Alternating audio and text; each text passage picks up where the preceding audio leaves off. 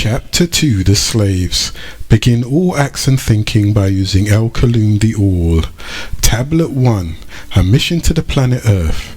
19 times 10 equals 190. Part 2. Think and remember where you came from. You are the original seed of what you call gods. You were taught to call us gods by the malevolent disagreeables, the Luciferians, the serpent people, the human beast. They have influenced the minds of our leaders, either by the appearance in physical form, as in the case of a Venerian, Wall of Valiant Four's own, who was known to us as Master Farad Muhammad, 1877 to 1934 AD, who came to us as a god from Saudi Arabia, Middle East, to seek out the lost tribe of Shabazz, and to teach them knowledge, wisdom and understanding. Up and above all these great men, disagreeableness crept in the form of misinterpretation, to misguide you off the path. And we call out, guide us to the way of the ones who stand straight, the way of those who you have bestowed your grace, and not the ones who have been cursed, nor of those who have gone astray. Remember your olive green parents from long ago, the woolly haired beings 9 ether, 9 to the 9th power of 9, our kingly crown, visitors to the solar system from the planet Risk. Remember our dark reddish brown skin, copper tone perfected in green, as the greenest of olives, because of the melanin that is within our genetics, which we have coated in our genes, the true Nubans, Nubians, or new beings, you melanites, and your way of life, Nuwarpu, sound right reasoning. We are your original etheric parents, the Etherins that have returned in flesh just for you. You must know that in the lunar logging of the 5th point, in the month of May, when the planet called Gaia, a living organism, positioned itself in the location of the revolution of the planet Earth in the year 2000 AD of the Gregorian calendar, and the gate in which you refer to as heaven, and this great vortex when it opened in 2003 AD of the Gregorian calendar, and the planets will have realigned themselves. In the day of 55-2000, the Garabet cherubims will be excused, and their flaming swords shall sway from the tree of eternal life, and it shall open once again the throne of Anu. In the 9th month of December, in the year 1997 of the Gregorian calendar, on the solar calendar, which is used throughout most of the world, and was sponsored by Pope Gregory XIII in 1582 AD as a corrected version of the Julian calendar, which was introduced by Julius Caesar's astronomers in Rome in 46 BC, have a year of 12 months and 365 days, and a leap year of 366 days every 4th year. A smaller alignment of the inner 7 planets in the solar system would have already taken place. 7 bright planets will line up like pearls on a string. The planets align from west to east, beginning with Gaga Pluto, then following Mumu Mercury, Lahmu Mars, Lahamu Venus, Ea Neptune, Anu Uranus, Kishar Jupiter, and Anshar Saturn, with a crescent moon alongside. This will be the alignment of the major planets, and the mothership Nibiru, whose diameter is 63,408 miles and can make itself bigger or smaller, will be nearing your solar system and waiting on the other side of the asteroid belt, which is the necklace of the firmament beneath the firmaments. For the time which will be in the lunar logging of the 12th point in the month of August, when a planet called Earth positions itself in the location of its own revolution in the year 2003 AD of the Gregorian calendar, which is when the vortex will reopen. Nibiru's appearance on November the 15th was confirmed by scientists with the coming of the comet named Hale-Bopp, after its discoverers Alan Hale and Thomas Bopp in the year 1996. Due to the size of Nibiru, which is 63,408 miles, if it was to come too near to your planet, its gravitational pull will begin to tear away parts of Tiamat and cause the other planets on this side of the asteroid belt to draw into each other. So Nibiru stays on the other side of the asteroid or firmament, where the planets Jupiter, Saturn, Uranus, Neptune and Pluto are. It is then that the Shams passenger crafts will reach the planet Earth, coming forth to you for the rebirth of the elite few, the 144,000 from the moon moon base forming the 6-point star and crescent moon in the sky as your sign. On Nibiru you had 400 species, broken up into 3 sets of 144,000. You had the Igigi, the Denir, the Riskians, and many mixed species from different star constellations. The Christians later took the concept of the 144,000 and the rapture and used it in their Bible. If we are blocked, we shall continue to try and abduct you up until the lunar logging of the 26th point in June, when the Earth positions itself in the location of revolution of Earth year 2030. This is what the so-called Christians call the rapture. This would involve a telepathic communication from Nibiru, which could be dangerous to those children who haven't raised themselves to a certain level, and would cause it to shock their nervous systems. Many would be cut off, causing us to sever our etheric tie, although it may be a necessary step. Know this, my child, in the lunar logging of the 12th of August 2043 AD of the Gregorian calendar, this vortex will reopen and we must depart with or without you, so be prepared. My child, listen and overstand. These crafts are coming to pick you up, their children. However, the evil Luciferians in human form, aided by the cursed seed of Canaan and their brothers, the Halabeans, Flugoroids or Hulab, are on the rise in many names and organizations throughout the world today, and are trying their best through the media and mind control to make you, the children of the Anunnaki Elohim, regress back to a state of Homo erectus with the aid of black devils. If you regress back to that state, then my children, the elders have no reason to come for you, for it is Homo sapien that is in our image and after our likeness. Let me explain to you how it all began. It all started when we, the Anunnaki, needed to protect the dwindling atmosphere of our home planet Risk. We are the 8th planet of a tri-solar system in the 19th galaxy of Ilion. The rays from the 3 suns Utu, Afsu and Shamash were depleting our ozone layer. The energy level of the radiation was increasing and making the hole in the ozone layer bigger every time all the 3 suns shone on the planet at the same time. It is the same as on Earth, where the ozone layer is depleting, allowing more damaging ultraviolet rays to penetrate the atmosphere. However, unlike the planet Risk with our 3 suns, the planet Earth has but 1 sun, so depletion level is not occurring as fast, but will happen eventually. Look for the sign of the little boy El Nino. The planet Risk has 3 suns, Utu, Afshu and Shamash, and all have damaging ultraviolet rays and has a much faster rotation than that of this planet, so the depletion of the ozone layer is occurring at a much faster rate. We need to build a protection and a dome of gold dust particles suspended in the atmosphere to protect the planet from the damaging ultraviolet rays. It is used to reflect the sun's heat. Gold is very special. It has a high polished metal with a high polished finish and can be made thinner than any metal. It can be stretched thinner than paper and stretched for miles, so that is why they use it. Gold can be vaporized better than any other metal, and it doesn't tarnish. Gold can also hold under any condition.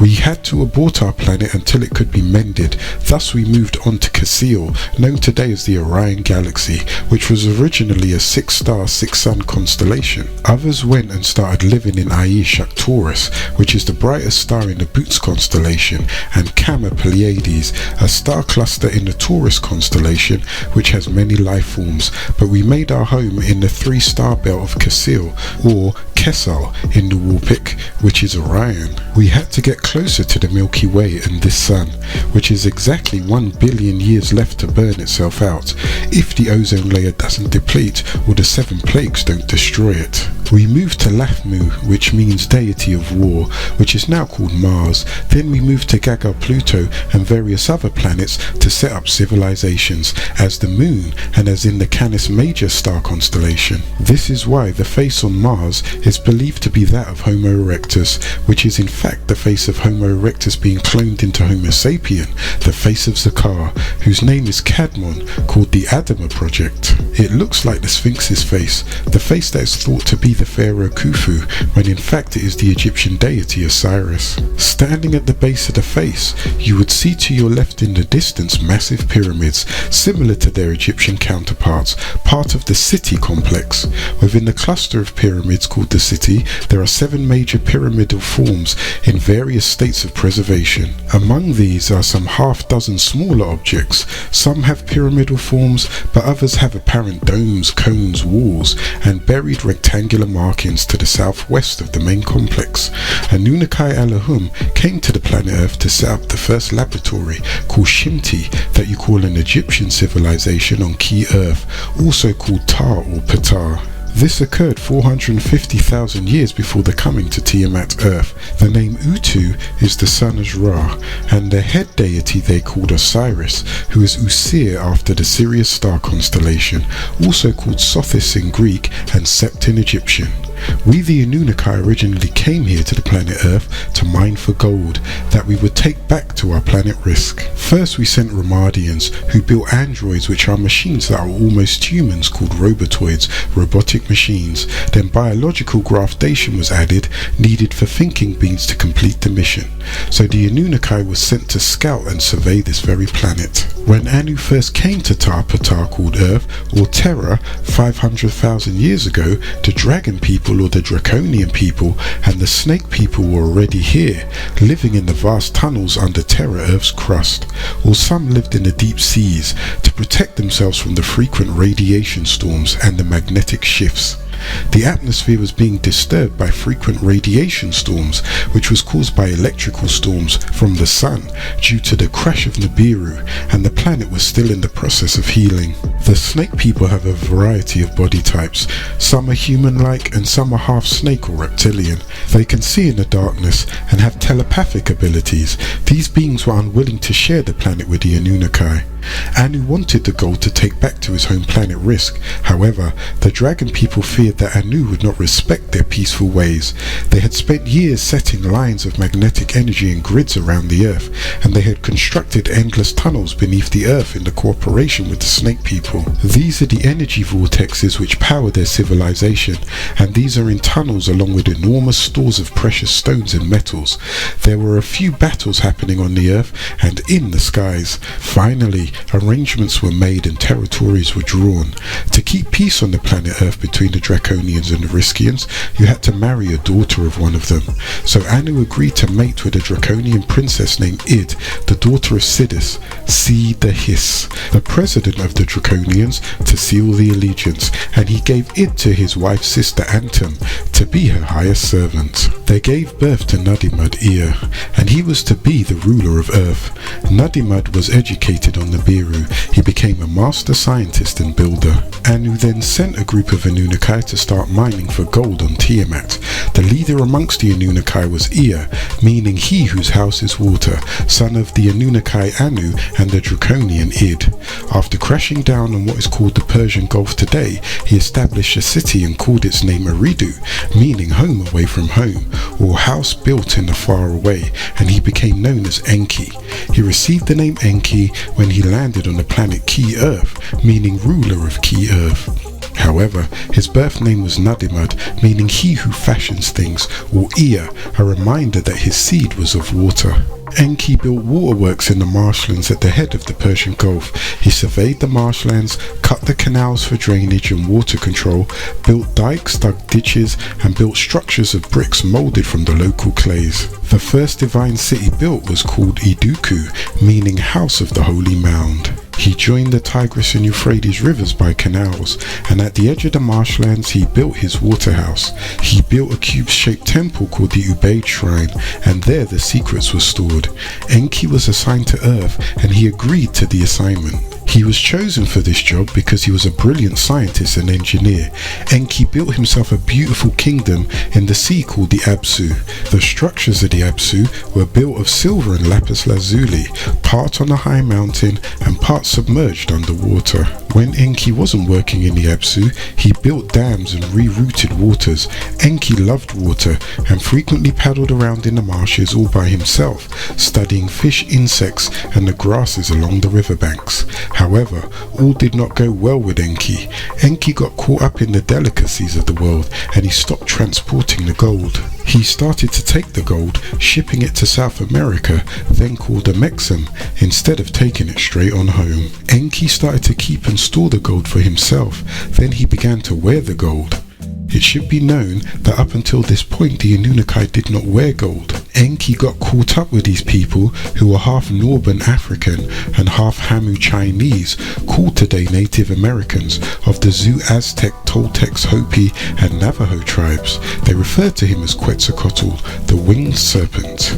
Enki promised these people he would come back in a Sagai, meaning 60 years for the gold. However, he didn't because he was sentenced to Nibiru and he was not allowed to return to the planet Key Earth anymore. This is why 6 cycles later, a man by the name of Abu Bakari II, a Mandingo Malian, came over to the shores of South America, which was then called Amexem. He was believed to have been Quetzalcoatl or Enki. When Abu Bakari came, he was clothed from head to foot in long flowing white robes and a turban, and he looked like the true child of the sun, burnt dark by its rays. His black hair and beard stood out against the blue canopy, which made him stand out under the Aztec tribe.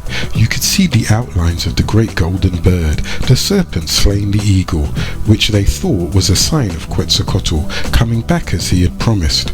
It was said that he would come back by way of the sea where the sun rises. It was exactly 6 cycles since he disappeared.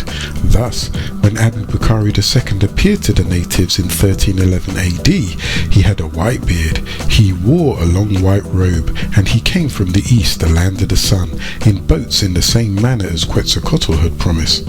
Abu Bakari II wanted to do something different, something new, and something from which there was no precedence, that would keep his spirit quick and young with a lifelong excitement. He made a deal with his half-brother Mansa Musa, a Malian ruler, and he split the golden riches in half, making them both extremely rich. They had a vast empire that stretched from Tunis, Libya, Morocco and all the way over. Abu Bakari II took half of the riches and history of his empire and sailed to the shores of America. He appointed his half-brother Mansa Musa as king before he left in 1311 AD. Abu Bakari II kept in touch with the captains of the fleet by means of the talking drum.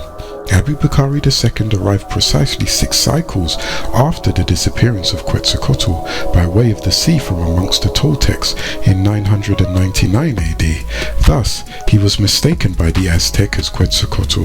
His white robes fitted in with the image of the symbolic white bearded figure with his black skin, which was the right ceremonial color of the rain god and wind god aspects of Quetzalcoatl.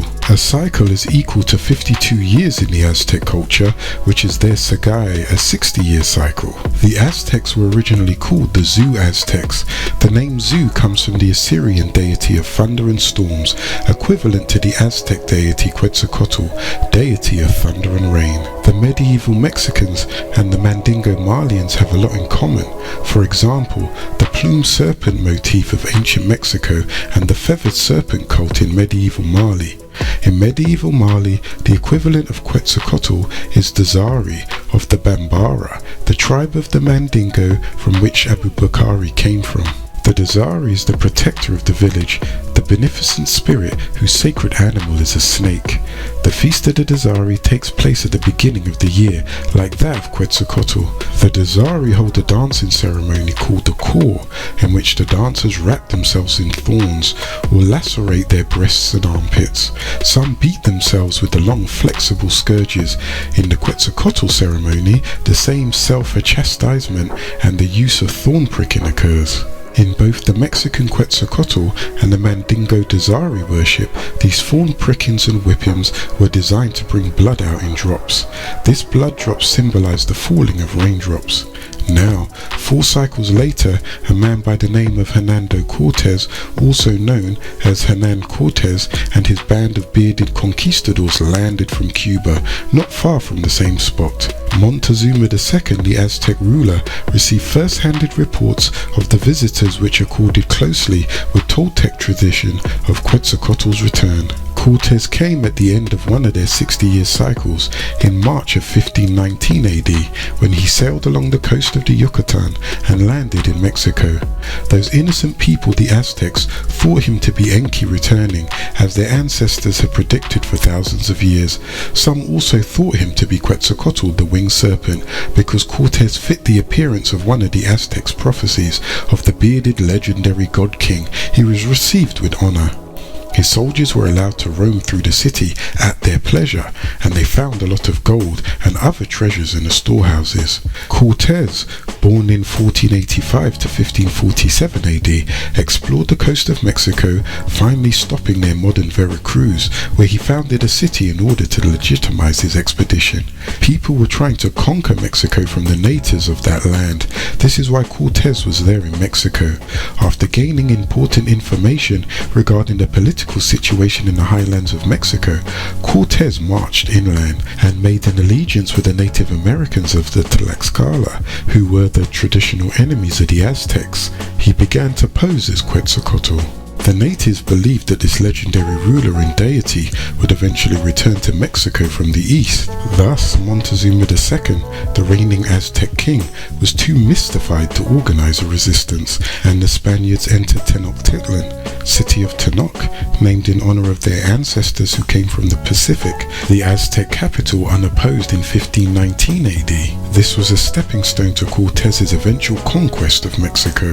Thus, thinking Cortes was Quetzalcoatl, they turned over all the gold to him, showing him and his crew the massive amount of gold stored in the underground caverns in what is called Ecuador today. Cortes was easily thought to be Enki because he was 6 feet tall and he had a beard like the description that they had of Enki, when in fact he was not Enki. He was a Spaniard of European descent, part of a larger plan to deceive the Native Americans out of their gold.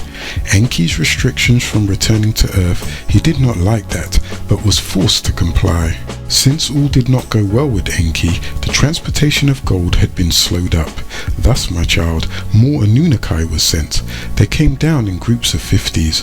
One of the groups was led by Murdoch, meaning leader of the deity, son of Enki, and Damkina, blood of the 50 Earth. She was a faithful wife. The plan that Enki had, which was to extract gold from the seawaters by the laboratory-like process, did not work as well as expected. However, the gold was still badly needed, and the Anunnaki faced a tough decision. To abandon the project was out of the question. They had to find a new way of getting the gold, which was through mining. By then, the Anunnaki knew there was a lot of gold in the Apsu, the primeval source, or the Zuab. Apsu was also called Monadapa, located in what is now called Zimbabwe, formerly Rhodesia near South Africa, which was then called Rafali. However, the African gold had to be extracted from the depths of the earth through mining, and the Anunnaki had to go from the easy water treatment process to the hard toil process, which was to extract the gold from below the surface of the earth. They called it the Abaddon. By that time, Enlil, meaning ruler of the skies, or Nanamnar, meaning the light of the fish, which was his other name, son of Anu and Antum, was sent down to take charge of the Earth mission and to organize the gold deliveries to Nibiru. This caused a rivalry and jealousy between the two brothers Enki, god of the earth, and Enlil, god of the heavens, who were sons of Anu, the Most High God. The male species of the dragon people didn't want to cooperate with brother Enlil. They naturally preferred Enki, as he was one of them, being the son of a Draco, or a being from the Draco star constellation. His mother Id was a Draconian. There were many strands and breeds of Dracos.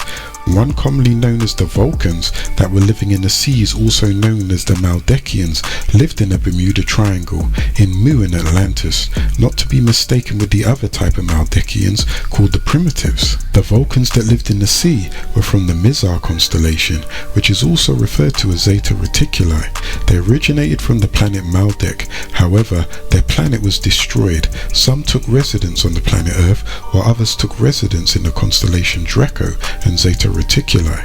One group were known as the Primitives and one were known as the Dragon or Draco. Both of these beings were testing with humans in hope of breeding a more humanoid type being to take over the planet Earth. The Primitives from the Bermuda Triangle, sometimes called Atlantis, refused to cooperate and surrender to their ancestors. The ones who came in were hoping that the Primitives from the Bermuda Triangle would accept the old ways from which they lived on the planet Maldek and follow their old leadership. However, they were wrong. So there has been a battle going on the planet Earth, beneath it and interdimensionally, between the two groups of reptilians and greys. One group is set on evacuating the planet Earth and taking control of it by imprisoning human beings and using them as food, which are the Primitives. The other group is interested in the divining humans by breeding the genes into the humans. This is the group that Id, mother of Enki, came from. The word Zeta is the sixth letter in the Greek alphabet. The early letter Zeta was originally an I. The Greek alphabet came from the Phoenicians. The letter Z is the replica of the cobra snake, which resembles the symbol of the Zeta Reticulans. The letter Zain Z is the seventh letter of the Hebrew alphabet, and it means weapon. In the Canaanite language, they use the letter Z, also means weapon. The letter Z is the 11th letter of the Ashuric-Saraic Arabic alphabet. As a numeral, Zain denotes 7. Another type of draconian species is called gargoyles that have special wings which are flaps of skin supported by long ribs of the dracona. They can be folded back against the body. It is obvious that the qualities have been ascribed to vampires. Take a close look at this word vampire. Empires. So what do you get? Vulcan Empire. The male species of gargoyles are also called Valkyria, and they have the ability to fly. They nurture eggs, and the females just lay them. These beings are also known as the dragon race, and the symbology usually includes the winged serpent. There are elements of their species which do not have wings, called the soldier class and the scientist. There are many different breeds of draconians, just as there are many different breeds of humans. The draconian women loved Enlil because he was bringing down groups of Anunnaki men to Ki, which gave them the opportunity to copulate with them. The leader amongst the draconians, Sidious, felt that if they mixed their seed with other beings, then they would be included in the Interplanetary Confederation. However, whatever decisions Enlil made, Enki disagreed with. This called chaos in Ki. However, Nadimad Enki's and Anamnar Enlil's disagreement began with Antum, the wife and half-sister of Anu, who gave her highest servants Id to her husband Anu to bear him a child. Antum gave Id to Anu because she could not beget children. Id and Anu had a son named Nadimad, later to be called Enki, who was the firstborn son of Anu. A messenger came to Anu to tell him that Antum would bear a child, whose name would be Nanamnar, later to be called Enlil. Antum had given birth to Enlil, and after some time Antum became jealous of Id's relationship with Anu, so she asked Anu to put Id and her child out. Anu complied and sent Id and Enki to Eridu, referred to as the desert. Id went to live with her people in the underground tunnels of the earth. This made Enki angry. By Nibirian rules of succession, Enlil became the legal heir instead of Enki, so Enki believed that Enlil stole his birthright. When all had arrived to Ki, Enlil had meetings with the Anunnaki to break into tribes and spread out onto the 7 different cities. 1. Tilman, 2. Salam, 3. Mu, 4. Lemuria, 5. Kadesh, 6. Nifer, and 7. Ashkelon, Akabulan. However, Kalkal Unusku could no longer take the blasphemy of Nudimud, who named the city after himself Nud or Nod, and welcomed all sorts of outside beings who had come to the planet Earth, who wandered in and out. He called them aliens and set up laws and borders with restrictions, creating the first immigration laws. Enki gave many khutbahs, sermons, that were supposed to be a moral builder to prepare the Anunnaki for this new frontier. However, Enki did contrary, and many were weak that had listened to him, and they never did this kind of work before. Mining was new to them. Many left families behind on Risk and other planets where families were, so Enki sounded very impressive, and also because Enlil was not present to speak on behalf of his father's rule. Enki utilized the migration of the Anakites, who were the giants in the earth, as well as warriors. Enki made them his Lugals, warlords, and head of his own police department. They robbed village after village pillage, confiscating the wealth. This police department even harassed Nusku and Kalkal, so the 600 that came to Ki now broke up into two groups, 300 each, males and females. Those who followed Enki, who was surrendering himself to the Hindu deities called Leviathan, and surrendering to their customs and traditions, and even went as far as to raise the grotesque Ishtar, also called Inanna, to be a supreme deity called Sing or Sin. You had those who followed the ruler Enlil. Once Nusku and Kalkal could no longer take the things that Enki was doing, they moved on, ship after ship, until they found open plains in the Sinai Peninsula. There they landed and proceeded further north to set up the 7 cities: Tilman, Salam, Mu, Lemuria, Kodesh, Nippur, and Ashkelon, Akabulan. The city Nippur was also called Nabruki, and it was ruled by Enlil. It was the most important city and considered the navel of the earth. This is where he built the Digra, or sacred chamber, where he kept the tablets of all, the Akasha records, and Duranki, the bond of heaven and earth. The Duranki was a communications satellite station built to be used as a bond between the Anunnaki living on the planet Earth and those that manned the craft Nibiru, the Agigi. He also built a place called Larsa, meaning seeing the red light, to keep a close relationship between the Anunnaki and the Agigi. The Agigi are the beings that stayed in the skies and manned the craft Nibiru when the Anunnaki came down to Ki Earth. The word Agigi means those who stayed in the skies, and the Sumerians translate it as those who see and observe. The Agigi remained in constant orbit around the planet Tiamat, Earth, acting as intermediaries between Earth and Nibiru. So now we have two separate societies of Anunnaki on Tiamat, planet Earth: the Democrats, who have become agreeable, and the Republicans, who have become disagreeable, and live in the 7 cities: 1 Sippur, 2 Kish, 3 Kutha, 4 Shurapak, 5 Urak, 6 Isin, and 7 Eridu.